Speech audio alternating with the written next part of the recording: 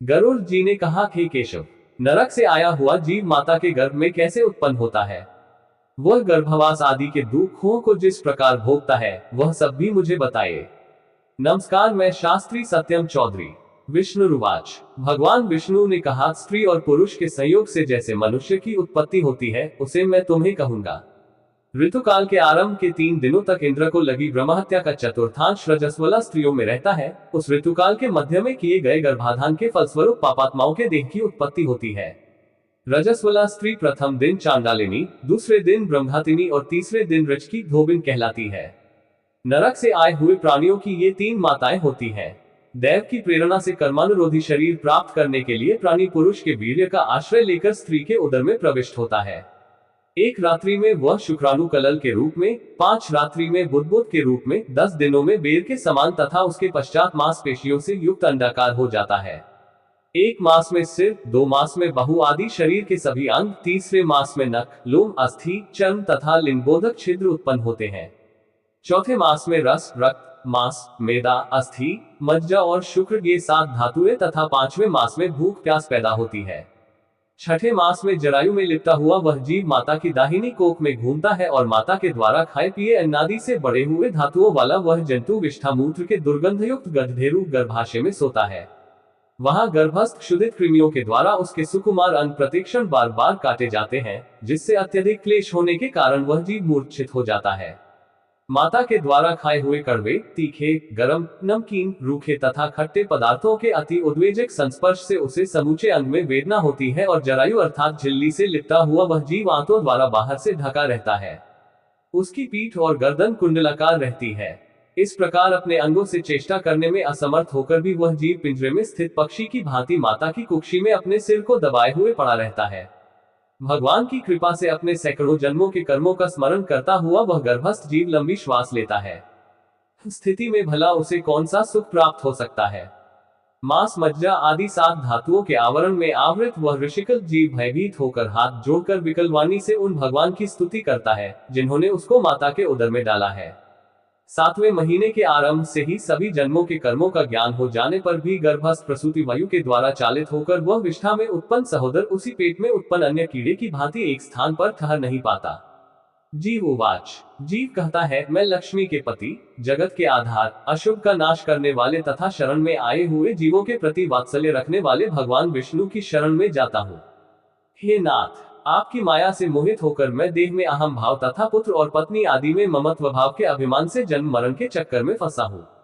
मैंने अपने परिजनों के उद्देश्य से शुभ और अशुभ कर्म किए, किंतु अब मैं उन कर्मों के कारण अकेला जल रहा हूँ।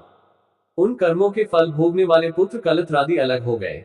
यदि इस गर्भ से निकलकर मैं बाहर आऊं तो फिर आपके चरणों का स्मरण करूंगा और उपाय करूंगा जिससे मुक्ति प्राप्त कर लूं।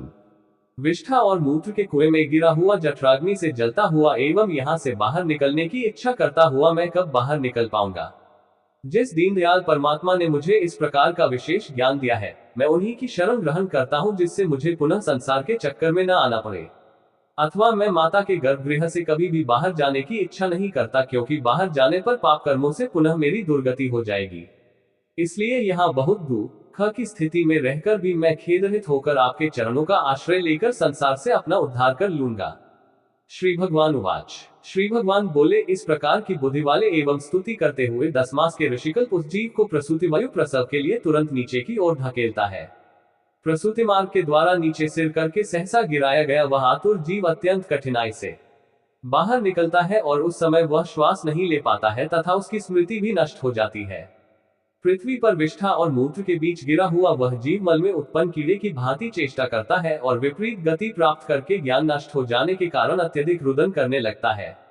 गर्भ में, रुग्णावस्था में, शमशान भूमि में तथा पुराण के पारायण या श्रवण के समय जैसी बुद्धि होती है, वह यदि स्थिर हो जाए तो कौन व्यक्ति सांसारिक बंधन से मुक्त नहीं हो सकता।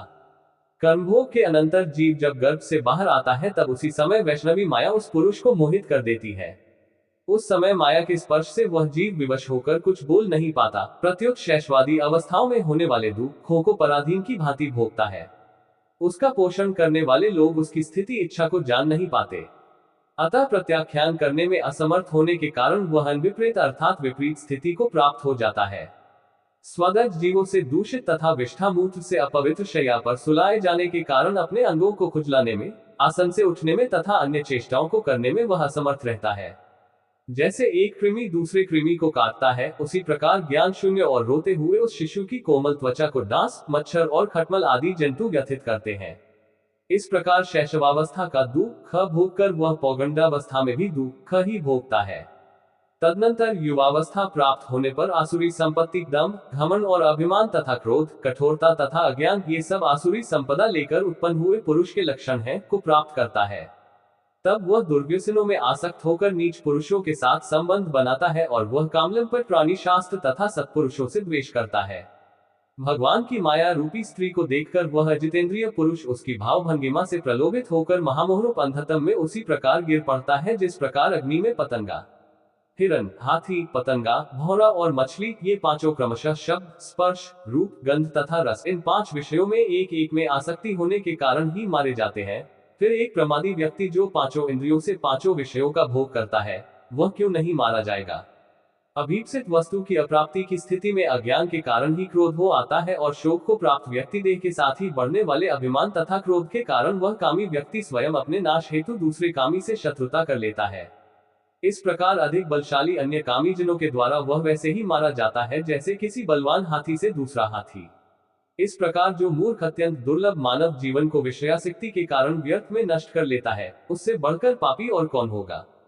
सैकड़ों योनियों को पार करके पृथ्वी पर दुर्लभ मानव योनि प्राप्त होती है। मानव शरीर प्राप्त होने पर भी द्विजत्व की प्राप्ति उससे भी अधिक दुर्लभ है।